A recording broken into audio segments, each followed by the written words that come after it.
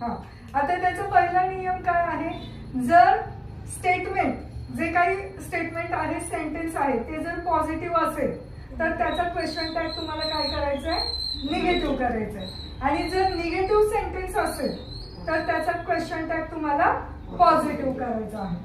पुढचं Rule number 2. The auxiliary verb in the tag must match the tense of the main verb. हा, आता तुम्हाला statement मध्ये auxiliary verb बघायचा आहे आणि तो जो वर्ब आहे तो जो मेन वर्ब आहे त्याच्याशी तो मॅच झाला पाहिजे. Rule number 3. The pronoun in the tag must match the statement subject. हा, आता स्टेटमेंट मध्ये जो सब्जेक्ट दिलेला आहे त्या सब्जेक्टच्या अनुसरून तुम्हाला प्रोनाउन यूज करायचा असतो. म्हणजे सपोज तिथं दिले की सीता, मग जर फिमेल असेल तर आपण तिला कोणतं प्रोनाउन यूज करणार, शी. आणि जर राम सांगितलं असेल तर रामसाठी कोणतं प्रोनाउन आपण यूज करणार, ही. तर असे हे प्रोनाउन्स तुम्हाला सब्जेक्ट नुसार प्रोनाउन्स यूज करायचे आहेत. आणि जर ऑलरेडी तिथं प्रोनाउन असेल तर तेच प्रोनाउन तुम्हाला यूज करायचं. Rule number 4. For imperative use, will you or won't you depending on tone. जर इम्पेरेटिव्ह सेंटेन्स असेल, इम्पेरेटिव्ह म्हणजे एखाद्या वाक्यातनं तुम्हाला रिक्वेस्ट दिली असेल, कमांड दिली असेल, एखादी विनंती केली असेल, सूचना दिली असेल, तर अशा वेळी मग तुम्हाला वोंट किंवा विल यू हे जे आहे ते तुम्हाला क्वेश्चन टॅग वापरायचा आहे.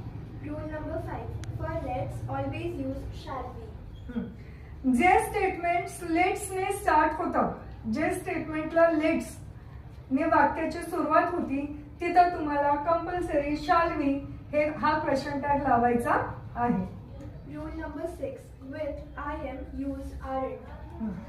जर क्वेश्चन मध्ये आय एम क्वेश्चनची सुरुवात स्टेटमेंट किंवा वाक्याची सुरुवात जर आय एम ने सुरू होत असेल तर तुम्हाला तिथं क्वेश्चन टॅग आरंट आय असा तुम्हाला क्वेश्चन टॅग वापरायचा आहे. Rule number 7. Sentences with nobody or none take a positive tag. ज्या सेंटेन्स मध्ये नोबडी, नथिंग और नन असे शब्द वापरलेले असतील म्हणजे ते काय असतात, निगेटिव्ह सेंटेन्स असतात. आणि मग अशा वेळी तुम्हाला क्वेश्चन टॅग कसं करायचंय, पॉझिटिव्ह करायचा आहे. तर अशा प्रकारे हे रूल्स आहेत.